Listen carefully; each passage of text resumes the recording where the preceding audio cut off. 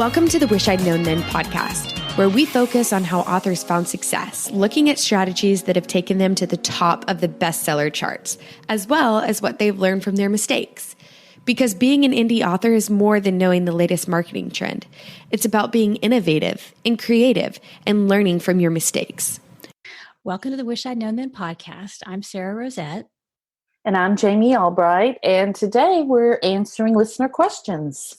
Yes. So we have a pretty good list. We'll get through as many as we can. Yeah. And then we'd always love to hear from you guys. If you have other things you want us to talk about, let us know. Post it in the Facebook group or send us a comment on the show notes or something like that. And we'll find it that way. I mean, these questions are a little bit all over the place. Some are for people that have been writing for a while. Some are new writers. So we're just going to answer them. And if they don't apply to you, maybe you have a friend you can refer to. That's right. Do you have any news? Do you have any updates? No. Okay. Well, I have something. It's like Groundhog's Day around here. It's the same old, huh? Yeah. Well, I have something I was going to show you. I'll post a picture of this in the group. Uh-huh. Can you see this? I'll describe it. It's one of my hardcovers. Oh my Isn't that gosh. cool? Yes. So what I've done is I've done stamping on the end pages. You did it? I did it, yes. I'm not crafty at all. So if I can do this, anybody can do this. Yeah. But what I'm going to do is not for this book. This was my experimental book. Mm-hmm. For the Christmas book that's coming out, I'm going to stamp snowflakes on the end pages and print probably 50 and do signed, numbered, end page stamped, totally unique copies and sell them. Yeah, that's great. That's a great idea. Yeah, they look really good. I thought they turned out cool. I saw a book on Instagram that this book subscription service does special edition, unique, hardcovers. And what they do is they put a new dust cover jacket on it, like a special one. And then they did a special end page. Either they paint it or they stamp it. And I was like, I could do that. Not painting it, but I could stamp it. Right, So, exactly. So anyway, I think it looks pretty cool. I'm excited about that. Does. Yeah. So Good we'll see for how you. that goes. Yeah. So now I just have to figure out a price point and how I'm actually going to sell it. So just little minor details to work out there. Are you thinking of doing it on your website or through? Probably. I'm looking at sales, or I could just take PayPal, PayPal payment and do that. Oh, I did just mail off 200 books to a reveal book box that I was asked to be in. And I went to the UPS store and I was like, oh, my husband went with me. He was like Nelly negative in my ear going, it's going to be $500. It's going to be $500. It wasn't. It was half less. It was actually half that. It was about $240, I guess, to mail off the book. So I thought that was pretty good. So you mailed them in bulk, right? I mailed them in bulk. They got sent to me. I signed them, and then I boxed them back up and sent them to reveal book boxes to. How exciting! Yeah, that's cool. So, I have one other thing that's kind of cool. I found out that Library Thing they have a category in their giveaways where you can do like an ebook or a print, but you can also do an audiobook giveaway. And I did not know that. So I'm trying that out this week. So I think I put in there 10. The people, they have to download it, through Authors Direct because that's who I use. But I've had some people sign up for it more than I'm giving away. So I think that's cool. So I'll put a link to that in the show notes because there's not a lot of places to give away, to promote audiobooks. No, I was trying to explain the audiobooks to my daughter and son-in-law, and I was like, the thing is, like my audiobooks, I sell a lot of ebooks, and I have people borrow a lot of ebooks. So that should be an indication that my audiobooks should be selling, and I just don't sell as many as as much as I thought I would. That could be a couple of things. It could be the narrator. It could be, it could just be me that I don't really promote them very much. The publisher doesn't really promote them, but I don't expect them to. That wasn't part of the deal. Right. So, anyway, so sometimes it's tricky to figure out if if I can get a BookBub ad or I can get Facebook ads going on an ebook or a print book, then that can kind of get the sales going. But audiobook, there's not as many. Right. And outlets. I did do a chirp deal on book 1 back in January, and it did well. It did actually quite well. And I did see, listen through from that, but can't get a truck deal out of that. I mean, no. Yeah, that's why we need multi-pronged marketing strategies. Yes, exactly. Anyway, well, you ready to get to questions? Yeah. All right. So let's go with the first one is from Melissa about developmental editing. Yep. When to hire an editor versus going to a critique group. Should you wait until the manuscript is finished or send a partial to a developmental editor? And does anyone use them for review of beats in the beginning outlining stage? So that's quite a long question. So let's talk about when to hire an editor versus critique group. Right. Well, let's talk about what a developmental editor is. It's a good place to start. For those who might not know. Yeah. So a developmental editor looks at your whole story. They look to see if things are working, if there's more than continuity, just if, basic story outline. Does it follow those things? Are there places where you go off the rail? Or that's how mine has worked in the past. Places where your character is just not likable, or it's hard to find any redeeming value in your characters or whatever. So I'm sure they do other things, but that's kind of what mine does. They're more like the big picture. Yeah, they're very big picture. I would say the benefit of a developmental editor of a critique group, because I've used both, had success with both, is that a developmental editor is faster. They look, they take 2 weeks to go through the manuscript, and then they get you the notes back. A critique group, that's harder because usually, or in my experience with a critique group, it's been, there've been anywhere from 3 to 12 people in a critique group, so you can only take like a chapter a week, and that takes a really long time. It's a lot slower. I would say a developmental editor, if you're needing something, right. A and I little faster. think with your critique group, I mean, I think you can target what you want from a developmental editor. Like you can find somebody who specializes in your type of writing, whereas most critique groups that I came across when I was starting, they had like just a random collection of people writing different things. Right. And so for me, I needed people who wrote mystery, and I could not find that. So I couldn't find a critique group and, just kind of went on my own. But I think they can work well, but they are slower. You just have to have the right match of people. Right. Yeah. And mine were all romance authors. We were all involved in Romance Writers of America, so we were all romance authors. The problem is you could get somebody like me in your critique group at the beginning of my career where I knew nothing. So, if I'm giving, like if I were to give somebody grammar critique, that would be insulting because I don't have very good grammar skills. And so it is sort of like a dating sort of situation. Right. You have to sort of find the right mix. Yeah. One time in our critique group, we had a lady that she was a little bit older, and she had come in, she'd been writing, she'd written some stuff and published it with kind of like it was almost like Vanity Press, where you pay them and all that. She would take our stuff and then go through it and then say, well, here where you said, bile raced around her belly like a waterfall or whatever, Whitewater Rapids or whatever like that. What were you meaning? And I was like, well, they're nervous or they're upset. She said, well, just say they're nervous.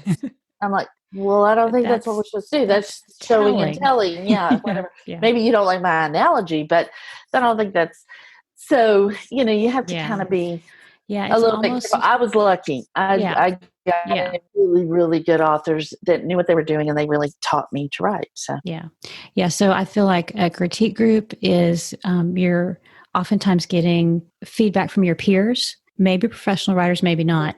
But if you hire a developmental editor, if they're good, they should. It's almost like the difference between an amateur and a professional. Right. You're going to pay a lot more for the developmental editor. Right. But I would say and they also are a little bit more, so when I'm looking, impartial, maybe? Impartial, objective, because you're paying them. Yeah. And I think that if you're using a developmental editor, you might as well wait until your manuscript is done. I don't know that it would be worthwhile to send a section or two. Right. And I think if you want somebody to look at the beats and maybe the beginning outlining stage, there's probably somebody like Claire, we talked to in another interview, where she can help you kind of strategize your whole story. Right. I don't know that you would go to a developmental editor for that. It would depend on what they did. I mean, I think there are some developmental editors that do stuff like that, but yeah, you're right. And I have one now that I really like. I've used her twice in with the last 2 books, and I've used a couple of others that I liked. But that too is like a dating relationship. You kind of have to find the person that gets you, you know, and if they don't get your humor, if you run humor, then that could be a problem. You know, not more things. And I still was like, oh, well, it's just because they're nice in New Zealand. And we're really not. And then finally, I was just like, you know what? Okay, maybe. If 2 people are telling me, I probably need to. And I'm glad I did because you know. But well, I think there is you do process. have to decide what you're gonna take and what you're gonna let go of. Yeah. When you get feedback, I'm not one of those people who makes a snap decision. I have to think about it and have to process. And a lot of times I'll be like, oh, that is legitimate. And then there are other times that I think, no, that's critical to the story and what the story I want to tell. And so it's not going out. But there is that moment when you first get it back that you're like, no, I just reject it all. I reject it. Why did I even pay you? I reject it. And in fact, with this last book, it came down to 1 sentence. Like 1 sentence. I had taken I had fixed it. I had smoothed it out, but 1 sentence. And I just dug my heels in on that 1 sentence. And then right at the last minute, I changed it. And it was such the right move to do. But I was like, I'm keeping it. But, it's tough. It's a tough thing. Let's go on to the next one. It's Sara, not me, ask tips for publishing wide. Any help, wisdom, or mojo? And take it away, Sara. Rosette. I mean, I've never gone from being in KU to being wide. I've always been wide. So it's like, that's my mindset. And I think that's a lot of it, is that your mindset is probably the most important thing, because it's really a long game. You're playing the long game. And if you're going to go wide, then you have to, just focus on that and try not to be distracted by constantly comparing and saying, well, if I had been in KU, I could have made this much money this month, because you don't really know that. You can guesstimate, but things change all the time. So I would say, just if you're going to do it, decide to do it and plan to give it a long time, because it does take a long time to build on the other platforms and to kind of settle out and find your readers there. So I think that's probably the most important thing. To just agree with that is that I know KU authors that have gone wide, and 2 months later they're running back to KU because, it didn't work out. And I'm like, how can you tell in 2 months? Yeah. I mean, this is a long strategy. It's a different strategy. It is. Yeah. It's the long haul strategy. And you have to give it more than 3 months. I would say plan on 6 months to a year. So part of that might be preparation, is that you save up and it's almost like saving up to leave your job, which sounds really weird. Yeah. But if you're depending on a certain amount of income and you can't survive without that, and you're hoping that if you go wide, you'll replace your KU income in a month or two, it's probably not going to happen. Right. I mean, it would be great if you went wide and just blew it out of the water immediately. That'd be great. Yeah. But you don't hear about a lot of people doing that. So practical things, I would say, save up some money so that you're not in a panic mode. And then I would say, before you pull anything out of KU, go wide in format first. So like, do audiobooks if you haven't done that, do print books through Ingram if you haven't, just figure out, okay, have I done large print? If it works for your genre, because certain genres, it won't work. But if you see people in your genre who are doing well in audio or large print, then get some of those other things going, because that streams of income that can make up for your loss of page reads. That's a really good idea. Yeah, and you can start doing that now while you're still in. So I would do that. I would probably plan on using a perma-free. So you're going to need several books, because that is a good way to get going on the platforms.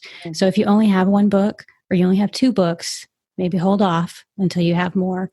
And then I use a lot of the smaller paid newsletter sites to get going. And those are good because you can put your perma-free in there, run it, it's a small expense, and it kind of helps you start building readers, and you can run ads all year long, just kind of space them out to kind of give you that boost and keep your book visible in all the stores to help the readers find you. Yeah. Yeah. And then of course, if you can get a BookBub feature deal, that's like the gold standard. Go for that. So those are just some really high level tips. Do you know any authors who have gone wide successfully and anything they've done? I know authors that were wide went into KU. It didn't work out as well. They went back wide, and they did well when they went back wide. But yeah, all of the things you're saying, I mean, perma-free, I think that's like, you got to be willing to do that. I feel like either with your first book in the series or write a prequel to your series or something, because unlike KU readers, you got to give wide readers, I think, a reason to jump in. Right. Because for KU readers, there's no, they can get a book. If they don't like it, they just return friction it. at all. Yeah. No, there's no friction. And with wide readers, they can always return a book. But I think a lot of people maybe think twice about that. They maybe think, I don't really know if I want to do that. So, I think perma-free. If I were to go wide, that's certainly one of the first things I would do. And then you might look at your pricing too, because I've noticed that, sometimes if you're in KU, people price high because they think, they can borrow it. Yeah. But it might be to your benefit to have a little bit lower price on the first books if you have like a series, maybe perma-free, and then like a stair-step pricing up to your full price, if that makes sense. But it depends on your genre. It depends on the genre, because, I think of being wide as really being in direct competition with traditional authors when you're wide. And Lord, their ebooks are so high. You have a huge advantage there, though. Right. Because if somebody's ebook is $9 or $12 and yours is even $4.99, that's huge. That's not that expensive. And there is that perceived value. If you price too low, then I think some people will think, well, if I'm really willing to give that a try. Yeah. So you just have to look at, I really think it's mostly looking at your genre and what other people are doing. And price points, they can be different on different platforms, correct? Yeah. Well, I always try and keep mine the same. Oh, you do? Just because it's simpler. And then it's been a long time since I've read those agreements, when you sign up, but I think you agree to not have a lower price on other retail. Oh, okay. That would make sense then. See, this is a silly but I think you can KU person. Yeah. No, I think you can do a short-term sale on certain vendors. Yeah. I think you can do that, but I think they don't like it if you always have one, like your That's Barnes and Noble price is always like $2.99 and everywhere else you're $4.99. I don't think that would go over well. Yeah. That's great. That's good to know then. But let's definitely look at your genre and see what other people are and find somebody in your genre who has gone wide successfully, and then just see what they did. Maybe reach out to them and see if y'all can do some promotions together, or just ask them for what they did. Yeah, I agree completely. Very good. All right, so let's go on to Shelley. Advice for new writers. I was thinking the other day we should do a whole episode just on brand new writers, because right now I'm seeing a lot of stuff on Facebook, a lot of ads for beginner writers and how to get your book in KU and all this, or how do you get your book on Amazon or wherever. And it's just not that hard, but people can make it sound hard. They can. And if you're brand new and there's so much information, you have to figure out what's worth doing. You have to filter it and figure out what is the good advice. Exactly. So what would you say are the best practices, the things that you definitely want to do? Best practices, definitely write the best book you can. Before you start thinking about marketing, before you start thinking about anything else, make sure that the book you're writing is the best it can be. And that means, in my opinion, an editor. And so paying for an editor. And if you don't have the money for an editor, you got to figure out how to get money for an editor. And, getting the best cover you can get. That way, no matter what, you have a product that you can offer to people that you don't have to feel... you don't have to be apologetic about it. Apologetic, that's right. You don't have to apologize for that. After that, definitely start figuring out how you can build a newsletter. We've talked a lot on here about Yeah, that, there's how I did tons of it. great resources out there, like Absolutely. David Absolutely. Gaughran has lots of free resources. His Starting from Zero course. Mark Dawson has good resources. Yeah. And definitely, if you're new, check out David Gaughran's Starting from Zero course. That is like, I've just heard such amazing things about that course. And learn this business. Don't just write a book and throw it up there. Figure out what works, what doesn't work. Listen to people who've done it. If you ask for advice, at least think about doing it, because, again, I've talked about that before. But really and truly figuring out how to build a newsletter. There are lots of ways to do it right now. A lot more than even when we started or when I started. I would say don't be in such a hurry that you put out something that later you may have to pull down. Because even though it feels like there's a sense of urgency to get that book out, if you take the time, it will be better for you in the long run instead of having to go back and redo things or maybe pull something down. So take your time on that and make sure it's the best book you can do. And then I think you need to figure out, like everybody says, build a newsletter list. But I think what you need to do is figure out what exact readers you're trying to appeal to and go really narrow. Go really narrow. And that was something that I didn't understand. And now that I figured that out, now I know who my readers are. And part of that just comes over time. As you start, emailing back and forth with your readers and talking to them on Facebook, you learn, they are into these other things besides books. And it just takes time. But you want to figure out who your readers are and then do things that will pull those people to you. And it might be, book giveaways that you do. It might be, stories you tell in your newsletter, videos you make, whatever is your, like in your wheelhouse, figure out how to use that to get people interested in you so that you can get the right people. And I think that's key. I think that's what you did when you started out. You had romantic comedy fans and they were excited to find a new author. Yeah. And some of that comes with branding too. Learn about branding. Like, do some reading, do some listening, about what branding is and figure out what you want your brand to be. I just as an example, I had somebody running my ads for a couple of months and he did a great job, but he put up this one ad and I was like, holy cow. Like it was just like, because my books do have sex on the page, but it was a little too hot. The ad was a little too hot. I mean, it was a great photo, but it was a little too hot.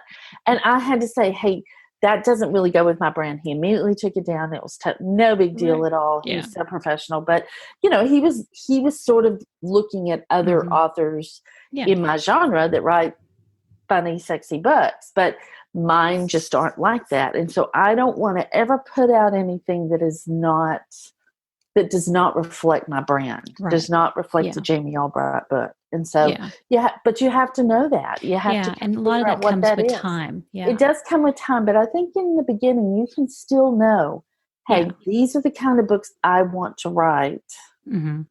This is what I want them to look like. I mean, it's just sort of like, this is my voice. This is what I am comfortable with. This is what I'm not comfortable with or whatever, Yeah.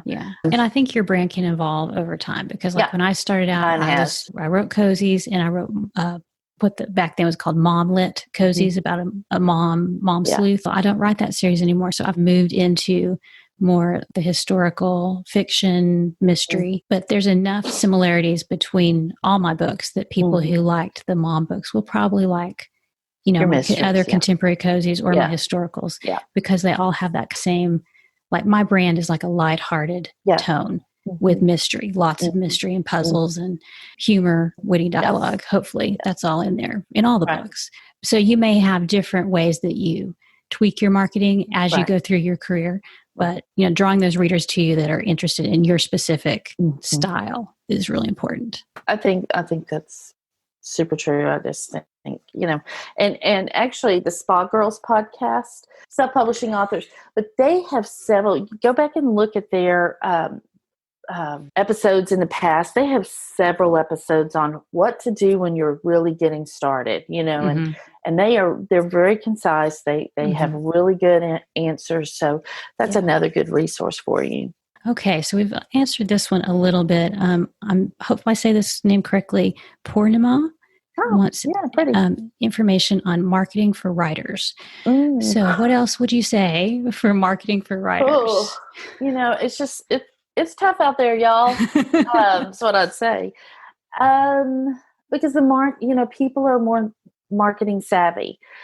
There are just more people doing it. I would say, if you're in KU, you need to probably learn to run some Amazon ads. The problem with KU is that I do okay, but I don't have enough books to be able to scale up the way I would like to. So you sort of have to figure out what your niche, where your niche is, who your comp writers are. Facebook ads and AMS ads are really all we have right now besides the paid newsletters, which are great, but your book has to be $2.99 or less. Yeah. So you need a deal, basically. Yeah, so, you need a deal. Yeah. Like there's like the advertising section of marketing, like where you run ads and you try things. And then there's the content marketing side where you're doing things that you can't really track the return on as well. Right. For me, that's the Mystery Books podcast that I'm trying out, where I just talk about mysteries, and hopefully other mystery readers will find it and they'll be drawn to the books I talk about and my books. I mean, if you can find something that fits with you, maybe you do a book review blog, maybe you do a podcast, but I think you really need to enjoy it. Some of this stuff. And then you have to take into account your time. Like, I think it'd be really cool to do a book subscription box, but I just know that would be just such a huge amount of time invested that I just tell myself, no. I think about it and I go, no. It's a lot. Also, like using your newsletter. I've talked about this, but I send out a newsletter twice a month, and then I'm now sending out another newsletter twice a month that just features new authors who have a newsletter list of 2,500 people or less. But I sell books every time I send out a newsletter. I do better because in the new author discovery newsletters that I'm sending out, I am not like, I just do a, hey, here's the new one. Have you found any new authors kind of thing. But in my newsletters where I send out funny stories, like this last one was about my first kiss and was on a hayride, and I thought he was trying to kill me because he closed off all of my air passages. Those are my stories that I tell. Those newsletters I always sell books. I always get clicks through to my books, my ranks, improve always. Yeah. So, and the same is true of the other books. I mean, the other newsletters, it's just not as much because I'm featuring other authors really. But. Yeah. And I know people who have built sort of not a career, but like a reputation is like, hey, come to me. I have all the new releases this month listed, or I have all the books that are on sale this Friday. Basically, that's content curation. You're helping readers find similar books that they might like that are new or on sale.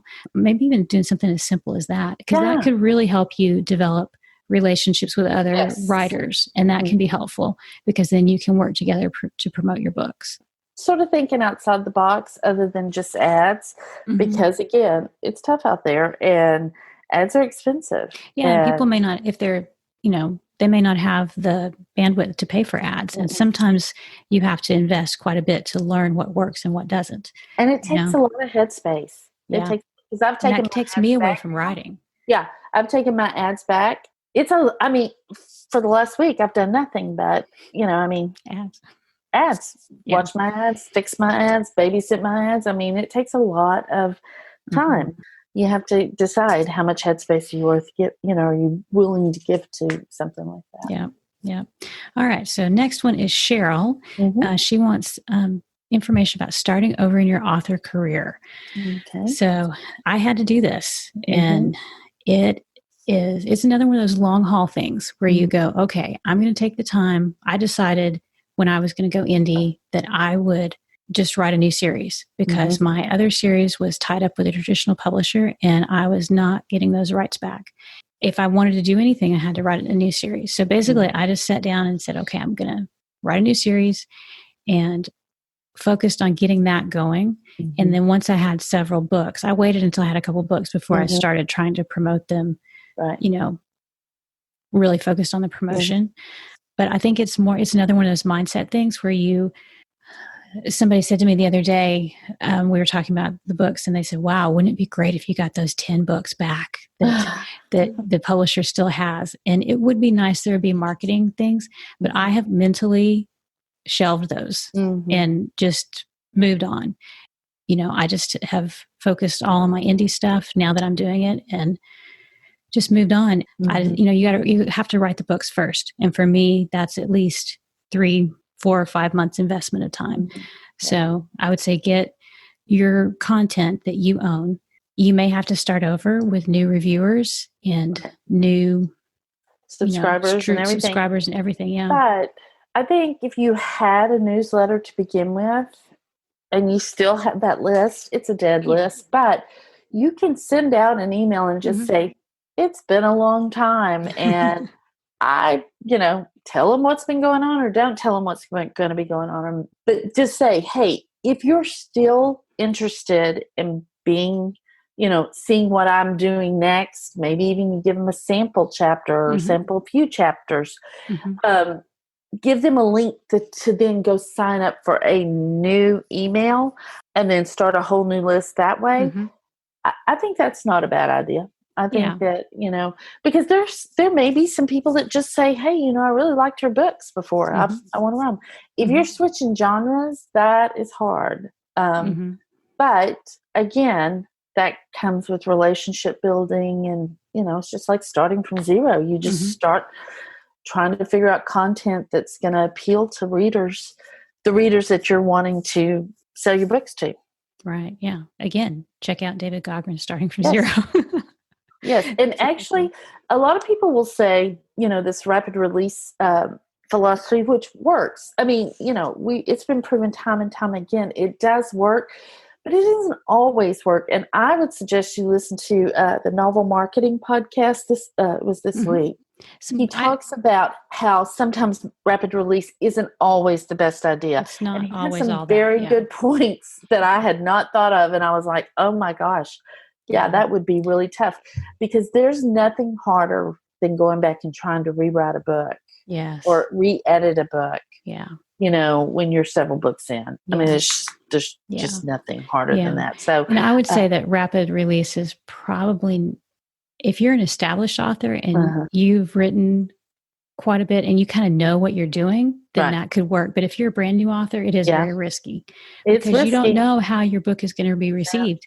And if you spend all that time, that's what he pointed out. 2 years writing 3 books or 5 books or whatever, and you put them all out and they don't hit the market the way you think they're going to hit the market, then you have nothing else. And so if you put a book out and it doesn't really hit, then you can step back and go, okay, was it the content? Did I did I get the wrong? The cover wrong? Yeah. Those are things that are easy to fix on one book.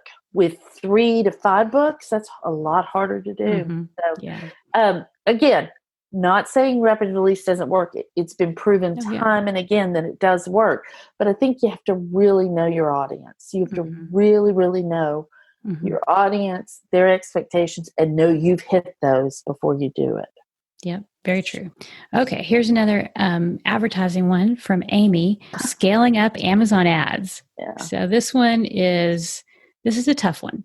Very tough. I don't know that there is a technique that anybody has found to scale up effectively. Have you heard of anybody? No, not really. I mean, in romance, it's really hard. A lot of romance authors will lose money on their first book.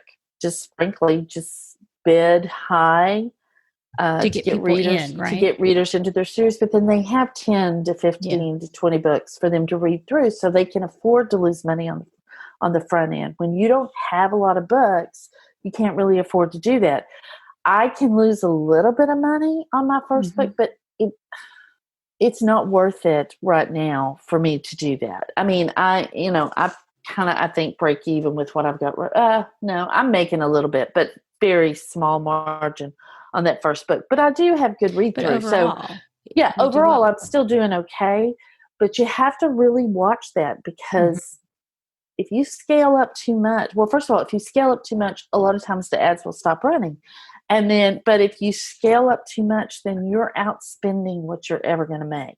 Yeah. So you may see your ranks drop, which is great, but that doesn't really translate into money in your pocket. And rank, bank before rank is what I'm trying to live by this year, but it's hard. Yeah. It's hard. Have you heard, I mean, for a while there, I heard people saying just if an ad is doing well, just duplicate it. Don't try and scale up. Have you tried that? Just to duplicate the ad? I haven't. I mean, I'm going to be honest. I'm not really running. I mean, I'm running ads right now, but they're ads that my ad guys started, and I'm just leaving them because they're still performing. Before, when I was doing them, I would just start a new ad. I wouldn't duplicate. I would just start a new ad. Yeah, I've also heard too that if an ad is doing well, an Amazon ad, just don't touch it. Just leave it alone. And so I've kind of gone with that philosophy. If it's doing well, I just leave it alone, and then I might try and start another one that has the same, targets or similar, and see if I can get maybe multiple ads going. For some authors, Amazon ads are that silver bullet. I mean, they are the thing that does it for them. In the beginning, that was the case for me. The first year was the reason that my books did as well as they did. Was one of the reasons was Amazon ads. That's not the case now. They're just a small part of my marketing now. Yeah. Facebook is where I usually sell books. Mark Dawson has a whole new section in his Ads for Authors course about Amazon ads, and I haven't delved into it, but apparently it is quite extensive. So if you have bought that, then you can go back in and get that and see, what advice they have, because they have somebody who used to work at Amazon, and apparently it's very in depth. Yeah, Brian Cohen has an Amazon ads course that a lot of people have said have done really well with that course. Nickolas Eric has an ads course that is really good. So, you just have lots to kind of there's courses and education stuff out there to give it a try. Yes. I think that is a tricky question, and it's very specific to your genre and your type of book and whether you're KU or wide. So yes. Oh, it makes a huge difference. Yeah. So sorry, we have no real clear, good answer on that one. Right. Yeah. All right. So last question we've got for today is Bianca, and she would like information on reader engagement, Facebook groups, etc. Since Jami is so much better at this than I am, I'm going to hand it off to her for a moment. Well, and I'm not even as good as a lot of people. A lot of people are really great at this. They're authors, and you should follow them. Amy Daws is great with reader engagement and just how she relates to her readers. Ilsa Madden Mills is really great. Maria Lewis, really great. I mean, Lucy Score, one of the best. Follow them, get in their groups, figure out what they're doing, read their books, see what they're, because it's all kind of related. My reader group, I engage with them with funny stuff, or real stuff. Like if I've been struggling, especially during this pandemic, I'm just assuming everybody's struggling. Yeah. So we talk about that, but that's my brand. You know what I'm saying? That's kind of on brand for me. So, but I think Lucy gave me some advice one time, and it's really good advice. And I wish that I followed it better. It has nothing to do with the advice. It's me. But, post one thing in your group every day and then respond to the answers, even if it's with an emoji or with a GIF or whatever. But respond when you ask a question. Respond to your readers. That is a really good way. You can also hire a PA to post in your group to get conversations going or post funny things. I don't have a PA that I've had a couple of readers that have helped me in the past when I was really working on a book and I needed to keep the group going. But whatever your brand is, make sure that that's what you're giving them. My reader engagement a lot of times comes from my newsletter, as far as like I get that kind of immediate feedback on Facebook or Instagram, but I know that I am being not top of mind, but I know that I'm touching those readers, not in an inappropriate way, but when I in my newsletter, when I send out a story or I tell a joke or I tell a true story from my life, and stuff, because you can do that more in a newsletter than you can even in your group. That's really kind of what I would do. Yeah. Honestly, I would say be real, but if your brand is something other than what you are, if you're a real introvert, but your brand is kind of really out there, then you got to be your brand. You got the real thing you have to be is what you're presenting to people. My brand is just me, real. Yeah. Sometimes I go on without makeup on. Sometimes I have makeup on. And and Lucy, I can tell you for certain that Lucy and Amy and Ilsa and Maria are all super real with their audiences. They're who they present. Vulnerability and honesty and transparency that people are drawn to. Yeah. And I don't do much on Facebook with Facebook groups. I had a Facebook author group and I closed it because I felt like it wasn't really doing what it was supposed to do. And I felt I felt like it was something I had to maintain. I closed it down and now I just, basically it's my newsletter. That's how I stay in touch with my people.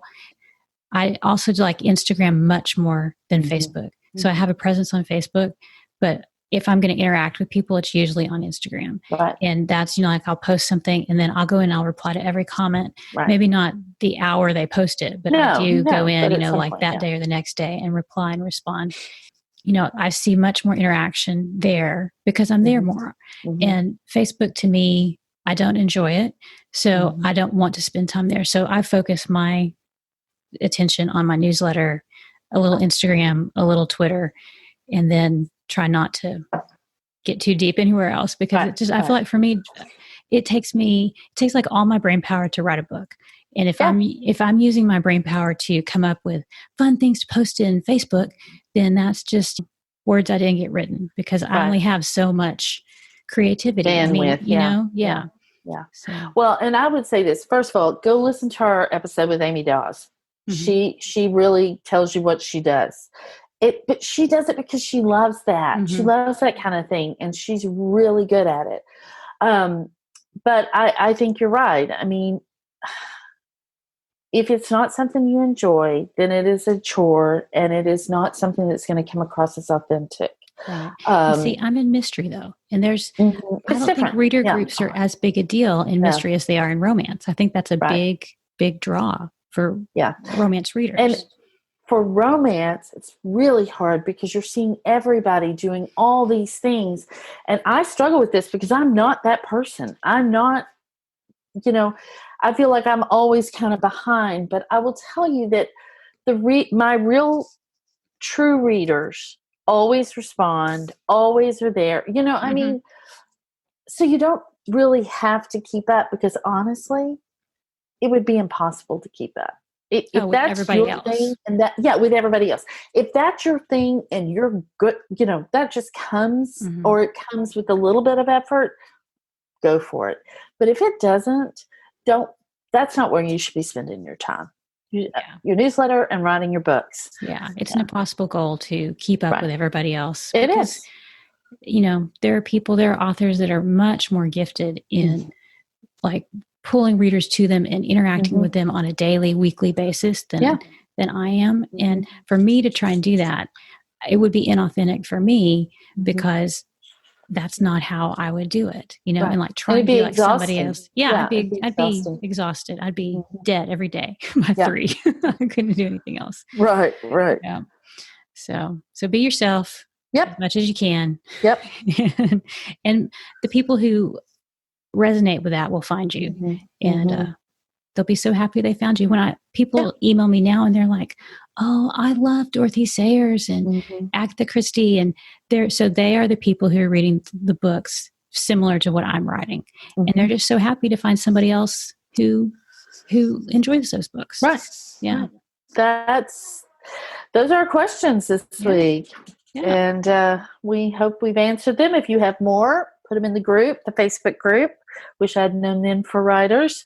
You can find us on Facebook. And you find Jami on Facebook a lot more than me. Yeah. My reader group is Jami Albright's Brightons, if you want to check it out. But I'm going to tell you, you're not going to be super impressed. I mean, I'm not great. I'm better than I was, but it's still hard for me. A lot of it comes from, I'm not sure they really want to hear from me. I mean, that's that mentality that I have to kind of fight. I have to fight against. But yeah, so why would they be there except to exactly get to know you? It's my brain, the way my brain works. But we all have that. So. All right. Well, we will have all the links in the show notes at wishidknownthenforwriters.com. And we'd love to hear from you. More questions or comments are always welcome. Yes. All right. Have a good week, y'all. All right. Bye, everybody. Bye. Thanks for listening to the Wish I'd Known Then podcast. We hope this episode inspired you, empowered you, and made you laugh a little bit too. If you loved it, tell your friends about it. And if you feel so inclined, leave us a review. We look forward to being with you again next week.